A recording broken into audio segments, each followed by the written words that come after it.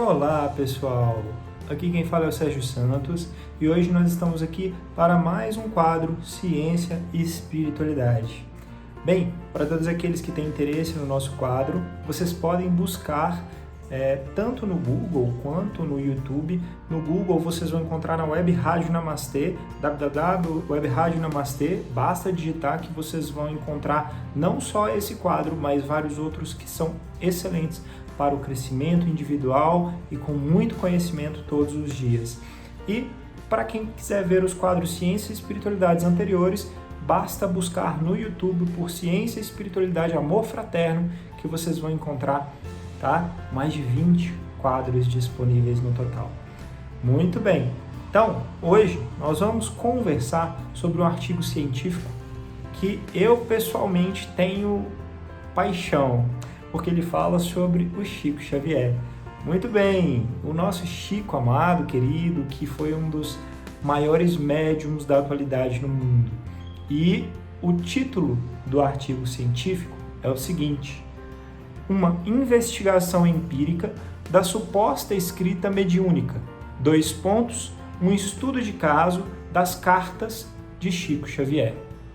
Esse artigo científico ele foi publicado na revista ou no journal que tem como título Journal of Nervous and Mental Disease, que quer dizer Revista de Doenças Nervosas e Mentais. E os autores são brasileiros. A primeira autora, a Denise Paraná, da USP, e o último autor, o Alexandre Moreira Almeida, da Universidade Federal de Juiz de Fora, UFJF.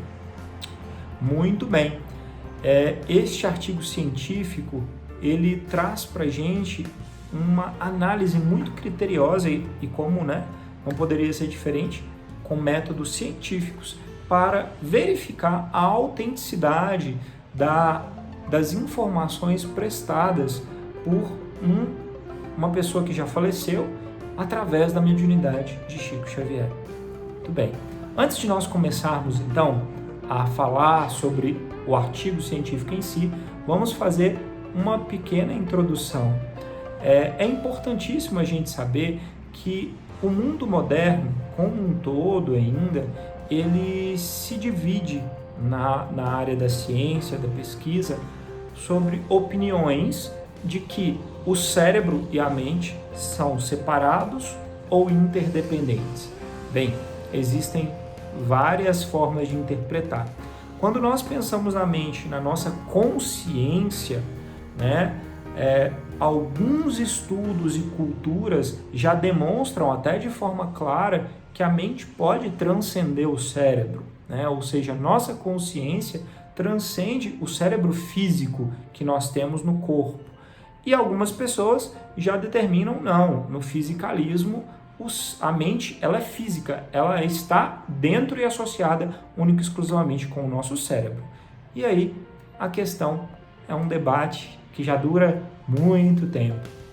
Bem, as investigações espirituais como um todo, ela traz várias nuances que podem talvez explicar essa separação entre mente e cérebro, Por quê? Se nós começamos a compreender que existe algo que transcende um corpo físico, a nossa alma, espírito, perispírito, ou seja, como foi investigado, o que foi investigado, como quiserem chamar, se isso transcende o corpo, nós temos uma consciência que acompanha e transcende também a matéria do corpo físico.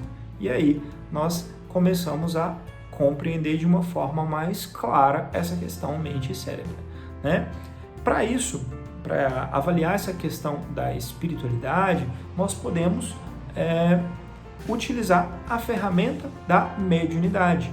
A mediunidade ela data do início da humanidade, Diferentes culturas e credos já descreveram a mediunidade como sendo a comunicação entre mortos, pessoas que já faleceram, passaram para outro plano, e as pessoas que estão aqui no mundo encarnadas, vivos, entre aspas. Mas com outros nomes, não necessariamente chamando de médiums, Nós podemos ter, dependendo da cultura, diferentes nomes e aplicações desse conhecimento. Muito bem. Mas contemporaneamente, nos tempos mais recentes, alguns pesquisadores começaram a investigar se a mediunidade descrita, né, por algumas pessoas que eles consideravam sérias poderiam ser reais e passíveis de confirmação.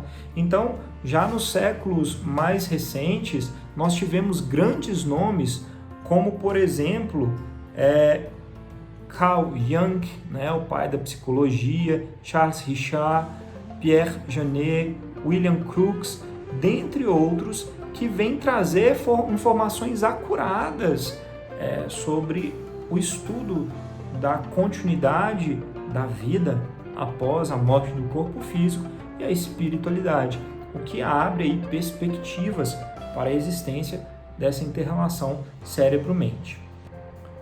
Alguns autores trouxeram para nós recentemente, após avaliarmos aí várias alegadas mediunidades, que nós não podemos confiar em mediunidades que não sejam mediunidades com base em Deus ou em um ser superior que você queira chamar. Basicamente, quer dizer o seguinte, que se você tem médiuns que trazem informações, mas que não têm essa base espiritual, muitos deles não conseguem confirmar a originalidade das informações que são trazidas. Já quando você pega médiuns com essa base em Deus, esses são confiáveis em sua grande maioria e tem que se identificar então os grandes tesouros, que são os médiuns que são mais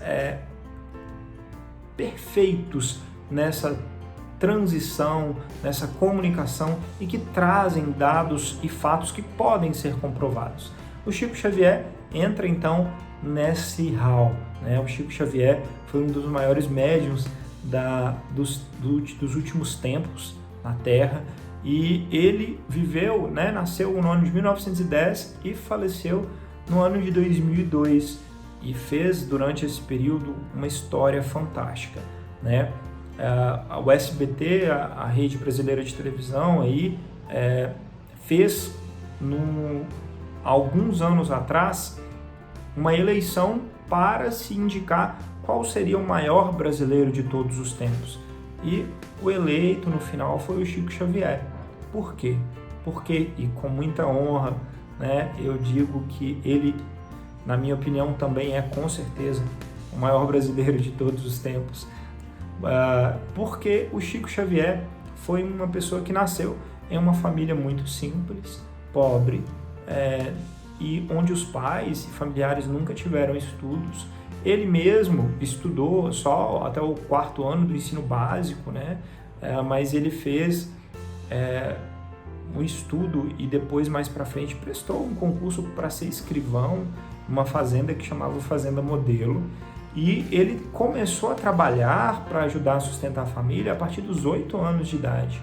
Mas, durante a sua vida, o Chico Xavier psicografou mais de 450 livros, com mais de 50 milhões de cópias vendidas em mais de 10 línguas diferentes, mundo afora, sendo que ele mesmo, sem ter conhecimento de estudo de outras línguas, psicografou livros e cartas em outras línguas. O Chico Xavier, durante toda a sua vida, nunca ficou com 1 centavo dos livros e direitos autorais do que ele escreveu psicografado, porque ele falava que ele era só o meio, o caminho, mas que as informações e as histórias eram dos espíritos que mandavam através dele, portanto, ele repassava tudo. E ele viveu essa vida maravilhosa de dedicação, doando todos os direitos autorais para instituições de caridade, pessoas que necessitavam, e divulgações de estudos e assim por diante.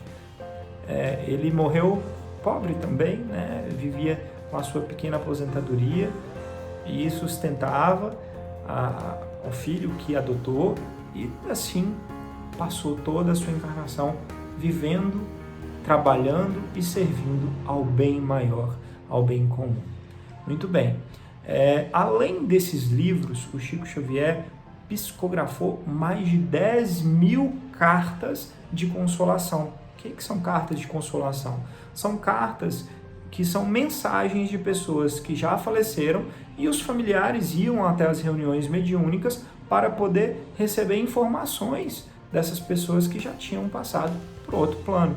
E o Chico, ao longo da sua vida, mais de 10.000 cartas ele escreveu. Algumas viraram coleções e livros, né? Mas muitas ficaram com as próprias famílias e acabaram auxiliando na fé e na consolação de diversas almas, diversas pessoas neste nosso Brasil e no mundo, né? Porque transcendeu barreiras e fronteiras. Muito bem, dentro deste contexto apresentado, o objetivo do presente estudo científico foi investigar a acurácia de informações fornecidas em uma carta psicografada pelo Chico Xavier e explorar as possíveis explicações que podiam haver para os dados apresentados nessa carta, tá? E para nós continuarmos, vamos dar uma olhadinha rápida na metodologia e nos principais resultados deste estudo científico. Os pesquisadores escolheram uma carta para fazer uma análise com base nas informações que essa carta continha, que permitiria que ela fosse verificada para ter certeza de que as informações eram reais. Então, a carta, eles não dão o nome, claro, né, da pessoa, mas eles colocam que é de JRPS, tá? Então, esse JR morreu aos 18 anos de idade num acidente de trem e essa carta foi psicografada e trazida para a família em 1973, a primeira carta, né? Como que os pesquisadores fizeram para confirmar os dados e a acurácia dessa carta? Eles fizeram entrevistas com o pai, a mãe e irmão de JRPS, o falecido, e verificaram, além de jornais que trouxeram notícias sobre o acidente de trem, no qual teve essa morte e várias outras mortes, também os documentos, tá? Se a documentação, o que estava escrito era possível de ser comprovado. Lembrando que eles escolheram também uma carta de uma pessoa com a qual o Chico Xavier não teria como ter tido contato prévio, porque era uma pessoa jovem que faleceu em um local distante. Então, o Chico Xavier, onde ele trabalhava na época, em Uberaba, não teria como ter tido informações privilegiadas para fornecer determinados dados para os familiares, a fim de que eles acreditassem. Tá? Então, após todas essas análises, os documentos foram analisados e chegou-se a seguinte resultado: absolutamente todos os dados informados que são íntimos, como informações sobre os dados do acidente, o estudo como medicina, dados familiares, apelidos, local onde, nome de fazenda, onde a família teve parte da vida associada e várias outras informações íntimas que foram trazidas na psicografia do Chico Xavier, foram confirmadas por documentos e pelos familiares, mesmo tantos anos após a morte de JRPS, tá? Então, a conclusão do trabalho, ela mostra claramente que o Chico Xavier não tinha como saber de tais informações e muito menos com tamanha acurácia e precisão de uma pessoa que já tinha falecido há algum tempo e que ele não tinha como ter tido conhecimento, especialmente de nomes, apelidos e dados familiares que são muito íntimos, que seria impossível ele simplesmente buscar, pesquisar e ter conhecimento de outra forma que não fosse através da sua mediunidade. Ou seja, tanto a família quanto o estudo científico são unânimes em dizer que a psicografia de Chico Xavier, dos dados fornecidos por JRPS, foram extremamente idôneas e fidedignas, trazendo resultados de fato psicografados, ditados pelo mundo maior, pelo outro mundo, para nós que ainda estamos aqui encarnados. Tá bom? Muito bem. Agora eu gostaria de conversar um pouquinho, rapidamente, com vocês sobre as implicações disso, né? Para o lado espiritual. Qual que é a grande questão? Eu tenho assistido alguns documentários, né, Netflix e vários outros aí, séries falando sobre mediunidade e sobre a vida, né, após a morte e assim por diante. As pessoas que não têm uma crença em Deus, elas fazem uma confusão grande porque elas acreditam que médium é um dom que a pessoa tem e que depende só dessa pessoa e que ela nasceu com ele, então ela vai ter e ele vai funcionar.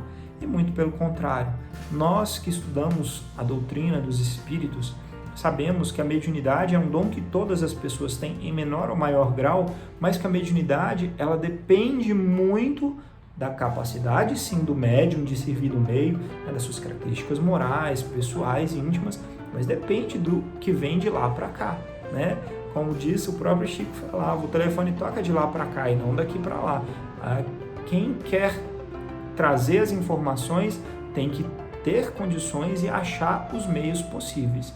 E esses meios possíveis é um desenvolvimento íntimo, pessoal, moral, correto e ético do médium. Claro, quanto mais ostensivo for o médium, a sua mediunidade, mais claras as informações virão, né? E quanto mais experiência, mais tempo de trabalho, mais clara essa mediunidade se torna. Mas, no caso específico do Chico Xavier, ele era um médium de diferentes, e para não dizer todas, categorias conhecidas e estudadas, sempre com um dom maravilhoso e sem nenhum interesse financeiro. Isso quer dizer uma mediunidade em nome de Jesus, né? Em nome de Deus. Ele não dá aos outros o que você recebeu de graça, né? A mediunidade é um dom, você está trazendo coisas, informações e utilizando um dom que você ganhou de presente, mas que você não usa nada seu, você cobraria por isso? Será que é certo? Né? Então, para muitas pessoas, a mediunidade pode acabar se perdendo. E normalmente, os médiums são pessoas que têm muito amor, trabalho, mas também têm muito que recuperar de vidas e existências anteriores, onde o amor e a dedicação para auxiliar aqueles que sofrem é a tônica para a recuperação, né, do espírito, da alma, do crescimento íntimo e pessoal. Bem, dito isso, hoje nós continuamos tendo médiuns maravilhosos, né? O nosso querido Divaldo Franco, que continua aí conosco aos 93 anos, psicografando lindos livros e mensagens, como o recém-lançado livro Rumo ao Mundo de Regeneração, que fala sobre esse nosso período de transição planetária. Vários outros médiuns como Júlio Carvalho, Fernando Ben, e em diferentes culturas, não necessariamente relacionados a uma única religião ou crença, uma forma de pensar. E o que nós temos que analisar para crer em um trabalho mediúnico é os frutos. Como que nós acreditamos nos Messias enviados por Deus? Através dos frutos. Reconhece a árvore pelos frutos. Então, se os frutos são de amor, são de doação, se os frutos são bons, consolação, de auxílio, significa que ali nós temos uma pessoa trabalhando, sim, em nome de Jesus, de Deus, por algo e um bem maior. Muito bem, agradeço pela oportunidade, vamos conversar sobre esse tema de psicografia e mediunidade em outras oportunidades, mas por hoje, gratidão, namastê e até a próxima.